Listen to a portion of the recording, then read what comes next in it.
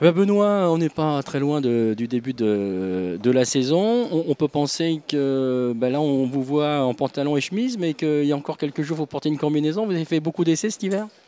Oui, comme d'habitude, on a beaucoup travaillé en fin de saison et là on vient de recommencer mi-janvier à attaquer les essais avec la voiture 2013. Donc on progresse, des nouvelles choses sur la voiture, des nouvelles choses à apprendre, des configurations cockpit un peu différentes, la voiture qui progresse mais qu'il faut maîtriser. Et donc ouais, c'est un travail intéressant, toujours du développement. Donc un travail de longue haleine où la date limite reste aujourd'hui est plus proche que les années précédentes, vu que le championnat commence beaucoup plus tôt qu'auparavant, puisque avant le principal objectif restait quand même Le Mans. Donc oui, c'est beaucoup de tests et la combi m'était un peu serrée au début, parce que l'hiver a été festif. Déjà, oui, ça se fête un titre de champion du monde, hein, franchement. Ah bah oui, non, mais ça fait partie de la vie, hein. Il faut savoir fêter et apprécier les bonnes choses. Alors, la R18 e-tron Quattro que l'on a découverte en 2012, elle était typée 24 heures du Mans. D'ailleurs, ça a fonctionné puisque la voiture a remporté la course.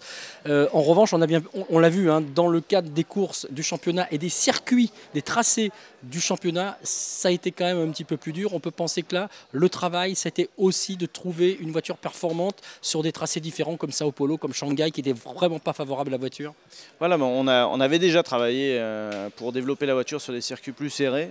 On a vu qu'on était quand même performant sur des circuits comme Spa ou bien à Silverstone, Bahreïn. On était agréablement surpris à Bahreïn, parce qu'on s'attendait à beaucoup moins de grippe et donc avec une voiture plus difficile à conduire. Maintenant, il est vrai que la e-tron Quattro était plus spécialement développée pour Le Mans, parce que c'était important de faire gagner la première voiture hybride au Mans. Donc on a encore accentuer le développement sur la voiture pour les tracés WEC, avec des circuits beaucoup moins rapides qu'au Mans. Et donc on pense avoir progressé à ce niveau-là. Maintenant, je pense que Toyota avait encore une marge de progression aussi. Donc on a travaillé énormément cet hiver et on travaille encore énormément pour faire progresser tout ça et tout faire fonctionner comme il faut, que ce soit aussi bien les pneus, moteurs, châssis et toute stratégie. Donc oui, c'est beaucoup de travail. Alors justement, sans dévoiler les grands secrets, faire une voiture plus performante sur tous les tracés du WC, ça veut dire quoi? C'est modifier l'aéro, c'est faire une voiture un peu plus fine, un peu plus...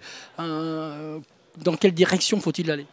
Je pense qu'on a pu s'apercevoir l'année dernière que déjà le règlement nous pénalisait un petit peu sorti des virages par rapport à la Toyota, qui pouvait se servir de son système hybride beaucoup plus tôt que nous.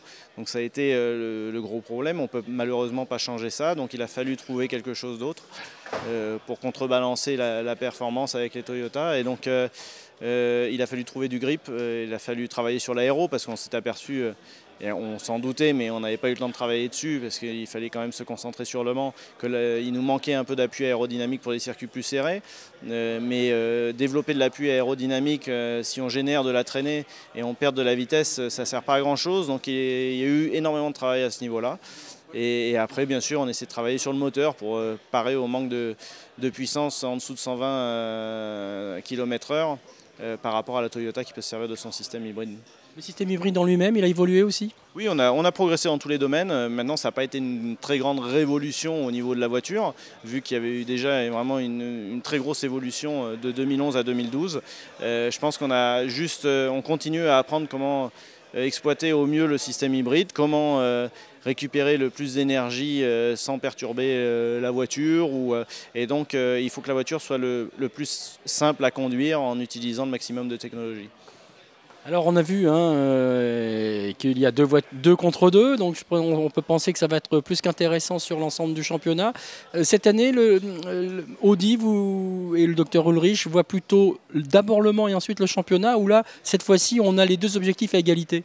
Je pense qu'on arrive plus, en tout cas dans mon état d'esprit, et je pense dans celui de l'équipe, les deux à égalité. Je pense que Audi n'aime pas perdre et il se donne les moyens de gagner. Quand il sent vraiment que le titre est important, il se donne vraiment les moyens. Et donc c'est pour ça que toute l'équipe a donné tout ce qu'ils avaient durant l'hiver pour trouver des solutions pour parer ce petit manque de performance sur les circuits avec très peu de grippe.